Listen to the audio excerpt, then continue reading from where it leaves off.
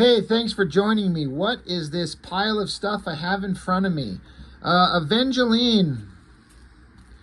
I got a whole pile of books. A guy on Facebook was looking to offload all of these, and I think I paid him like $8 for this whole pile of stuff. And that may still be overpaying because these are such garbage. Like, really, they're so not good. I've flipped through them all. I never really collected much Evangeline anything. I've got one or two things. It just wasn't that great at all. Liefeld got connected with that Vampirella model Kathy Christian and said, hey, let's make a character together and we'll both own her and we'll make comics. You get a cut of the profits, and if there's movies or anything, we don't do anything without your say-so. So they made way more books than I ever thought more books than I knew that they ever did. I mean, I was sitting there flipping around. I'm like, there's Maximum Press Evangeline 0, and then there's Evangeline #1, but then there's Evangeline Possession Part 1, but that's issue 10, and then there's Possession Part 3, that's issue 12.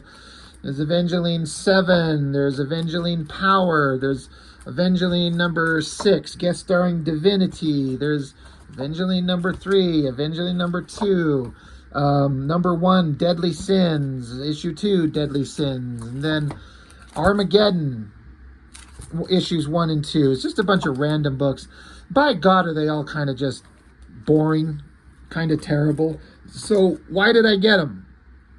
Well, 1, because they were cheap, and 2, because it makes fun content for the channel. So I thought we would just start with this one. I'll go through those others some other time.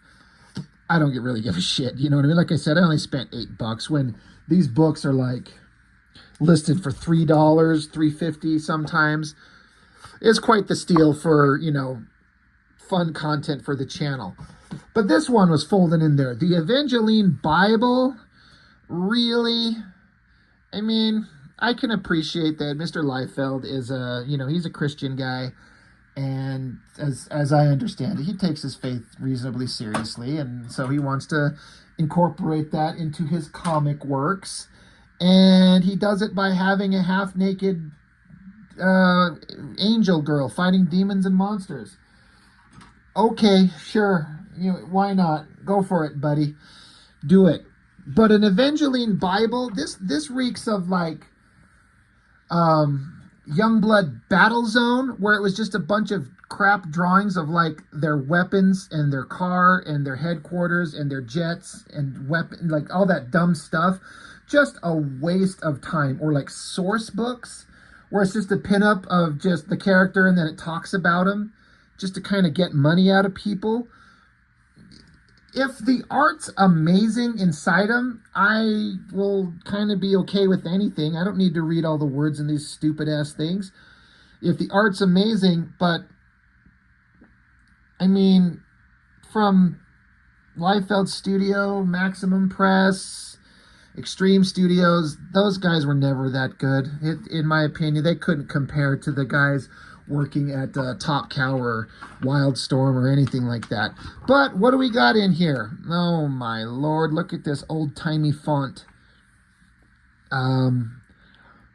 It's, I kind of want to say it doesn't make it hard to read, but it's not super easy on the eye to read, but they want to make it like a Bible. So I don't know if there's like I know there's a name for it. I have no idea what it is, what the name of this kind of font is, but everything in here is like this, but the fonts get smaller.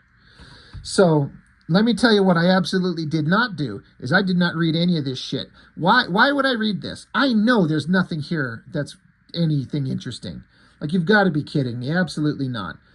Evangeline, created by Rob Liefeld and Kathy Christian. Evangeline is based on the likeness of Kathy Christian. I mean, she's a hot girl, so yeah. So, yeah, this is just, I think it's Evangeline talking about how awesome she is and then all the shit that she does.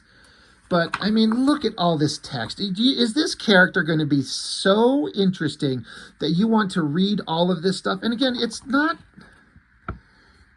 it's, I don't know. I mean, I can read it, of course, but I have to struggle because the text is so small that sometimes you have to kind of, you have to kind of stop and really focus on it. And like, I guarantee you, there's nothing interesting about this character that requires me to put forth that much effort.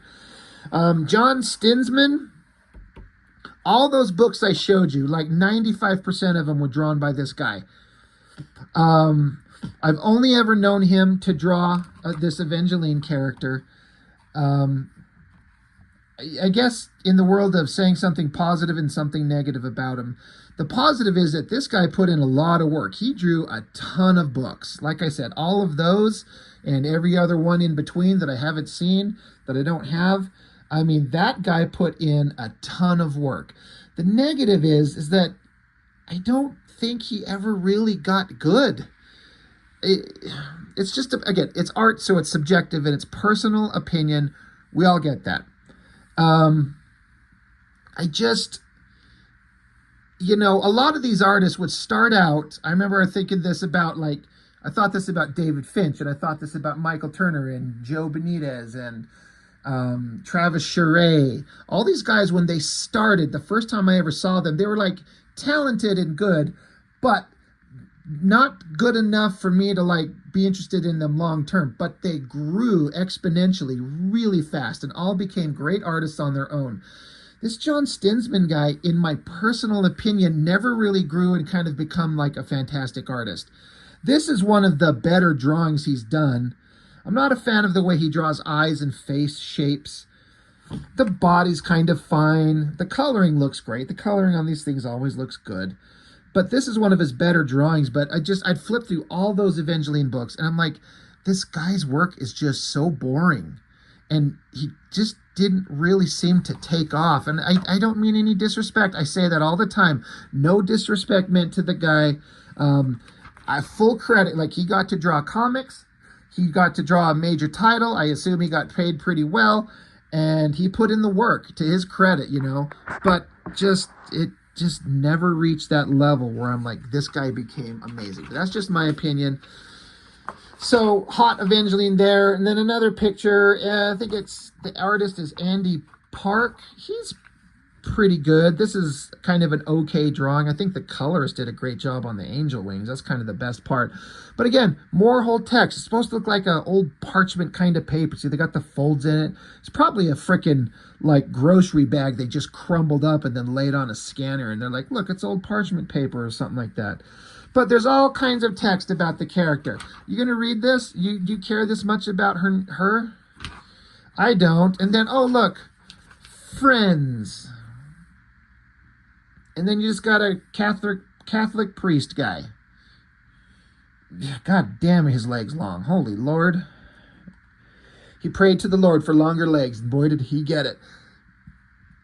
And I don't know, this stupid thing where they have like the first letter in this box with art and then the rest of it outside of it doesn't read.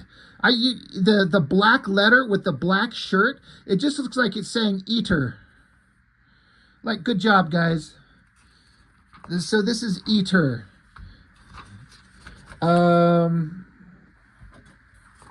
Let's see. Andy Park, John Stinsman, Devlin, Ching Lao. I don't know who that is. Whoever Devlin is, it's kind of fine. You know what I think stands out coolest is the colored lightning bolts in the background. Those are kind of badass. The lens flare. Oh, don't do that. Devlin. Yeah, let's read all about his character. Father Mallerie? Who cares? Again, can you read that? Look, these fucking idiots who designed this, they went through so much effort to get this fonted here and put all this old-timey text and get all this artwork in here, and they cover up the girl's fucking name. One, you can't see the D. She likes the D, but we can't see it. So it's supposed to say divinity.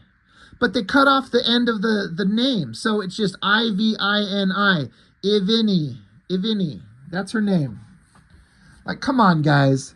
Just shrink the art down a little bit. Have the top of her head be below her name. Like, it doesn't reduce it that much that it now becomes bad looking, like any worse than it is. It's such poor design going on here. I love this guy.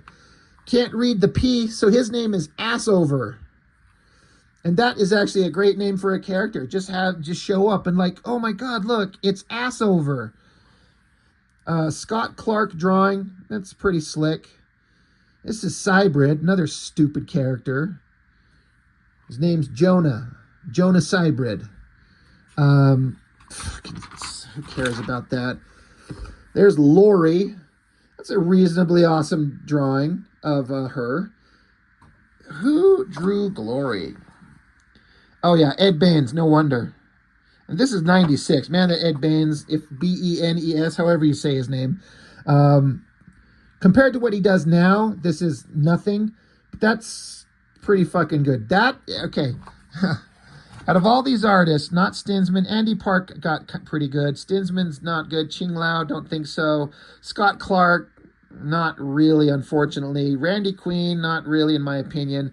Yeah, Ed Baines, or Benes, or however you say his name, that's the premier artist of these books, but he got really good long time later. Damn, that face on her, it looks really good.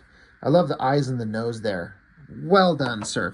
I've never been a huge fan of Randy Queen's artwork. That being said, I think that image is fucking badass. That might be the coolest drawing in this whole book, though. I never cared for his work. It's like third-rate Michael Turner. But the hair, the monster kind of claws, the red dress flowing around her, the demon wings, and the coloring. I mean, everything just works. Who did the coloring on this? Let's go back to Arcchild. Well, color separations. It just says color separations. Extreme color. It lists a whole bunch of different people. Whoever colored that did amazing. Fantastic. And at least there's not a lot to read about it, so we just get a big shot of her looking awesome. Actually, really, really dig that drawing. Oh, we had friends. Now we have foes. This fucking punk-ass, dumbass looking, like, the horns are so big. He's got the Bloodstrike eye paint. He's got the wannabe Spawn cape with skulls and chains. He's got the big poofball shoulder pads, the Shatterstar ponytail, the giant hooks coming down from his nipples pointing at his dick. This is the stupidest design ever. It's like so over the top. He's like, oh, he's a demon from hell or whatever the fuck he is. But he's so stupid looking, he's not scary at all. Belial? Just come on. What does that say? Kyle? I can't really... Yeah, Kyle. Okay, so he's a demon monster with dragon wings. Great. Again, look at the name. Can you read the name amidst the fucking dumb glowing energy? Magog, I guess this is Evangeline's son. It says, Magog, my son. It is difficult to express the contempt I feel for him, yet he is born of my blood. I think the book where this guy was born is in that pile. When I flipped that open, I was like, what the fuck is going on? He literally like jumps out of her stomach. It's so stupid. We'll look at that another day. But yeah, great design, guys. Covering up the Magog name with the fucking glowing hand thing. The Even Deadly Sins. I guess this was supposed to be, in theory, a cool concept. A bunch of, like, bondage bad guys based on the 7 deadly sins. Pride, sloth, gluttony, wrath, envy, greed, lust. Lust is the most despicable of the deadly sins. Oh, shut up. Everyone likes to fuck. Her power to elicit lustful feelings in humans is legendary. Hell yeah. Let's ask her out to dinner. And she takes great joy in doing so. Hell yeah. She loves to pound. Her powers seem to work best on men. No shit. But no one can escape her grasp once her sin has taken hold. The more lust she is able to generate, the stronger she becomes, yet she prefers not to take part in personal combat. She usually escapes battle by evoking amorous feelings from her opponents. So, you show up, you want to fight her, she shows you her tits, you get hard, and then while you're distracted because you're jerking off, she runs off. That's what she does. Let me write these characters. I can't wait to die and go visit them. Carter, Clark, and Graham Falwell. Fucking who cares? Look at they look like Zoot Suit like thugs, whatever. What the? I can't even read this girl's name. Something Lana. Oh, look, she's just a demon girl with horns and purple skin and demon wings and a tail and fucking boring. And then what's this guy's name? Cover up the R with the horns. Cover up whatever the name. Lord Evitz? Evitz? Look, he's a bad guy with horns and spikes and chains and skulls and metal armor and swords. He's got to be the coolest bad guy in the history of ever. I can't wait to read his incredibly interesting story. Evangeline 0. And then that's it. It's done. They wanted $3.50 for this fucking book, printed in 1996. I'd been out of high school for 1 year. Man, I would have been fucking pissed if I would have picked this up. Of course, I don't think I would have. I didn't. You pick it up off the shelf and flip through it, and then you'd be like, fuck that, and you put it back down. I guess I get it if this is like something they throw together to give artists something to do and get them some money in their pockets. Maybe that's what it was. I don't know. That being said, there was one microscopic redeeming feature about this book. Because that's the end of it, and then you flip it over, and you see the pages go upside down. So let's flip this shit over. Evangeline Armageddon, a special preview edition. Now, I've got issues 1 and 2, and I went looking back on my channel. Actually, as I think about it, this recording of this video will be my 1,000th upload. Why can't I speak? When you take into factor every video that I've done for the channel, every live stream that I've done, and the few shorts that I've done all together on my channel, it lists it as 1,000 videos, which is a lot because I'm coming up on 2 years doing this. I'm looking right here real quick. Oh my gosh. Just for evidence, right there. See that right there? Rob Norton, 6,070 subscribers, 999 videos. So this one I'm recording right now. Obviously, I haven't uploaded it, but this will be number 1,000. So that's a lot of content for less than 2 years. But again, it's videos every day. A lot of live streams, especially this last summer, finishing up my Masters and fan comic. But anyway, this Evangeline Armageddon. I went looking back on my channel is what I started to say, and I've actually already reviewed issue 3 because it's just some random issue that I got somehow. But now I've got issues 1 and 2. And they're drawn by Scott Clark. This is the guy who started out at Wildstorm and drew Stormwatch. And he was kind of one of like the higher regarded artists. And I feel like for Maximum Press, they must have felt like this was a big get. Get this guy. He's an amazing artist. And at times he can be. So why am I saying that I feel like this is the one redeeming feature? Because this cover, this thing is kind of, it's fine. It's a little ridiculous, but you'll see. This right here, this just image, this is the guy that was in the book I was showing on the flip side. I actually kind of dig this drawing. I think the girl's face, let me bring it up close. I think the face is reasonably well drawn, the kind of expression she's got. I think her hair looks great. And even though the girl's got Scott Clark kind of typical hyper skinny, long, gangly body, I kind of dig it. She looks kind of good. Monster bad guy looks good. And then if you look at the buildings, the background, it's done with this like fisheye lens curve. I just have to imagine that Scott Clark penciled it that way. And full credit to him for doing that. Like the ground, the building's curve. That's ambitious. I have no fucking clue how to even remotely begin to approach creating that, making it work. Excuse me. But full color pin-up thing, that looks cool. But the other thing that I was not expecting inside this, you flip it open, this right here is what gets me excited. I love seeing artists work, 1, in black and white, but then 2, in just pencil form. I just like, this looks great. I was loving seeing this stuff. You can start picking it apart, because I'm a little bitch like that. Like, it's so much better than anything I've ever done. But that hand looks kind of goofy. And it looks like the bad guy here, this is Lord Belial, I guess, with that bullshit costume. Like, look, he's wearing like fucking like tap dance shoes. But Evangeline, like, long, gangly, skinny body, but it looks good. It's a good face. I like her hair. This bad guy here with the armor, the big arm, the wings, the shadows and everything. It looks really good.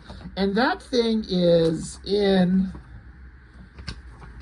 I think it's right here. Oh, I know it's here, but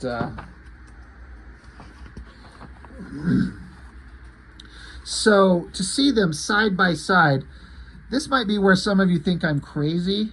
Like, Great Inks by whoever, what's the name of the guy that does the inks?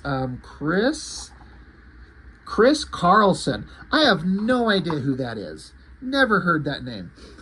The inks seem fine to me, but even though it's the same image, but this one's inked and colored, my eye is completely drawn to this penciled one. I just feel like this looks so much better. I don't know why. It's just the artist in me. Let's flip these over like this so you can see both of these side by side. I don't know what more you could do to the drawing, inking and coloring to make it look better. It's pretty damn good. I like seeing the penciled version. I just think that looks so much more interesting.